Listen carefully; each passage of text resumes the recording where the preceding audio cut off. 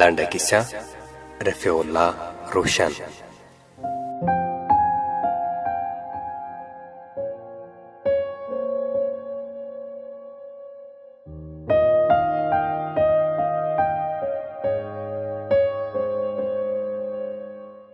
له پوره 4 ساعته تحریري ازموینې وروسته په ستو او کاواکه قدمونو زنګېدلی له سلام خانې ماڼۍ راووتلم.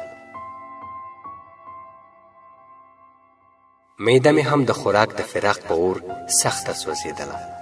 تر څنګ روان ملګری مې چې دی هم په ازموینه کې راسره او رقیب مې و په یوه سا راګډ و. خبرې یې کولې خو ما کې نوره مطره نه وه پاتې. کله کله به یې پوښتنه راڅخه وکړه، خو چې ځواب به مې ورنه کړ خپله پوښتنه به یې خپله ځواب کړه او زړه به یې خوشحاله کړ.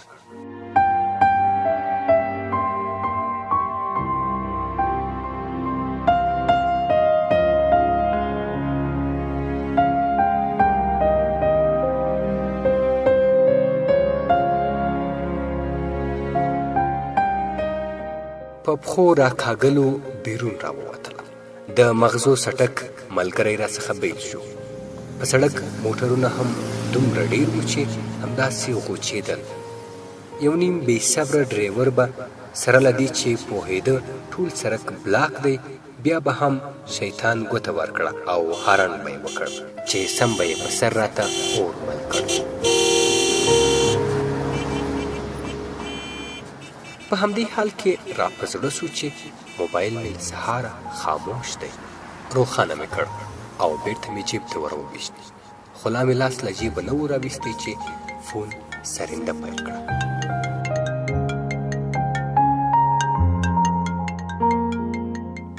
را ومې ویست. له شمېرې کتلو پرته مې اوکې او غوږ ته مې ونیو. بلې سلام. علیکم السلام.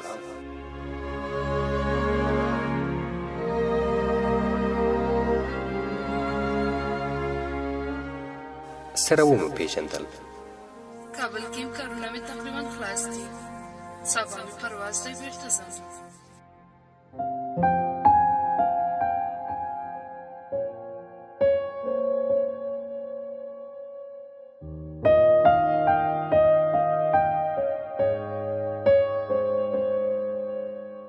د بیرته تلو خبره یې په دې لوږه کې نو بیخي د زقوم په شان ترخه راباندې ولګېده. ورته ومې ویل ښه نو چې پرواز دې دی نو ما ته د څه لپاره زنګ ووهه؟ همدې لپاره چې بیا مې ملامت وښیې. په تنده لهجه مې ورته وویل کم تر کمه یو غرمنۍ خو راسره وکړه. چې ته وایې بس سمه ده.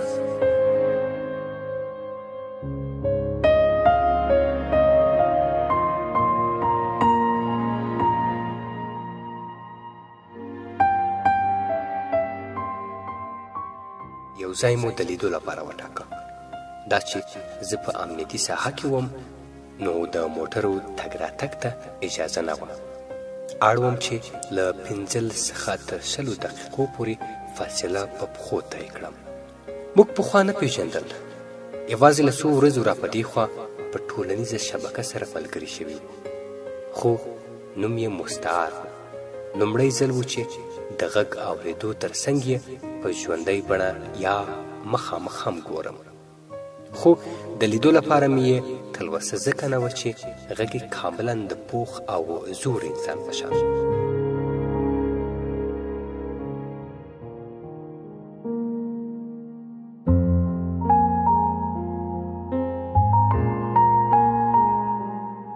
په نسبتا یخه هوا کې د ډېر ګړندي مزل له وجې مې بدن خوله وکړه. سخت ستړی شوم. کله چې د ژمنې ځای ته ورسېدم زنګ مې ورته وواهه. ویل یې یو ځای کې یم چې نه یې پېژنم. ورته ومې ویل ښه نو زه دې څنګه پیدا کړم؟ له یو چا څخه پوښتنه وکړه، بیا ما ته ووایه چې کوم ځای دی. همداسې وکړل او بالاخره مې پیدا کړه.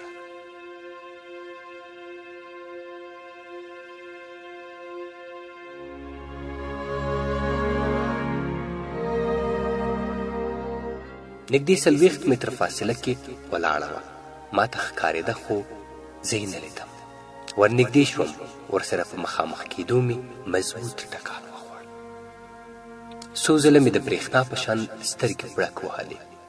نه مې شو منلی چې دا د هماغه مستعاره بوډۍ زهره وي کومې چې د فون له لارې اوږدې اوږدې او لکه د سینه تنګۍ ناروغ په ځنډ خبرې کولې.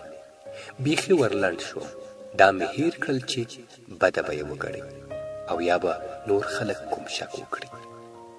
د ستړې مشې لپاره مې لاس ور اوږد کړ. کور د یې ودان وي، هغې هم په بریک نیولو کوم فکر ونه کړ. لاس یې راکړ.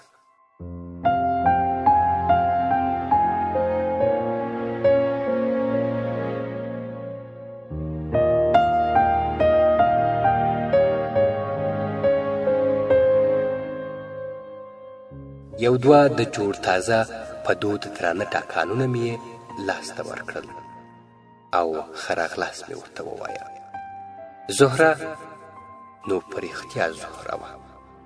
هغه میانه قد، غټې سترګې، سپین فاصله دار غاښونه او صفتي جوړښت درلود. په غوښه آباده، مټوره او د جذاب اندام لرونکې وه. د رستورانت پر لور مو قدم واخیست.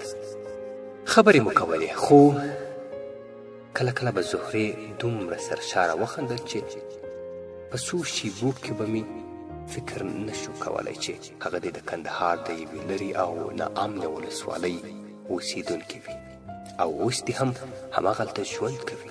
هغې په کندهارۍ لهجه ډېرې خوږې خبرې کولې. ځان یې بیخي قابلي وارو جوړ کړی و. رستورانت ته په ننوتلو د ګارسونانو باران شو. چا ویل دلته کښېنئ او چا ویل دلته. یو ځای مو غوره کړ. ګارسون راغی، مینو یې راوړه او غذا هم زهرې وټاکله. مګر اوس له ما هغه سرسامونکې لوږه بیخي هیره شوې وه کومې چې مې معده د زغالو په انګار نیولې وه. یوازې زهرې ته مې کتل. هغه هم حیرانه وه چې ولې ورته دومره متوجه یم. په اوږه یې ووهلم. ویې ویل: ای څنګه داسې حیران یې؟ ورته ومې ویل: ولې ته نو په فون کې هسې خبرې کولې؟ ما خو فکر کوه چې ته به 50 کلنه یې.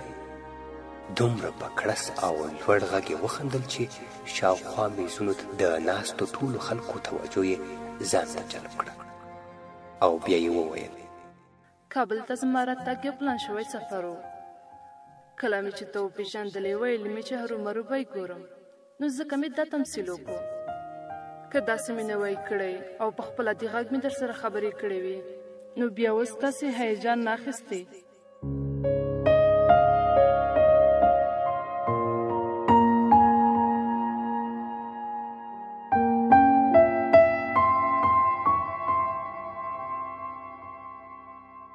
له دې سره یې بیا ښه لوړ وخندل. ګارسون خواړه راوړل. ډېر په خوند ډوډۍ مو وخوړله. د هغې فون ته زنګ راغی. تر خبرو وروسته یې وویل: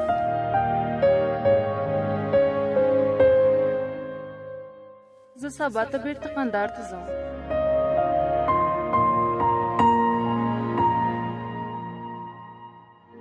خو ماته د تلو دې خبرې هېڅ خوند رانه کړ.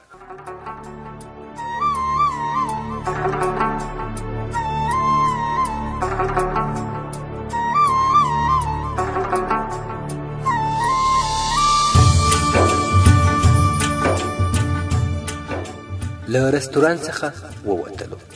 مخه ښه مو وکړه. دا هاخوا او زه دې خوا را روان شو.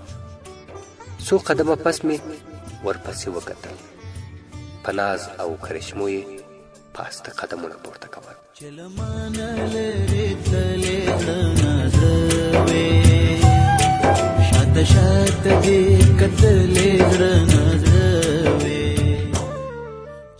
څنګ ته مې یو تېرېدونکی ځوان چې د دې له مخې راتېر شو او له ما څخه د تېرېدو په حال کې و په سټ یې وکتل او د آرزو نیکبین د هغې سندرې مطلع ځان سره وویله چې رفتار بیبین اوفی رفتار بیبی اوفی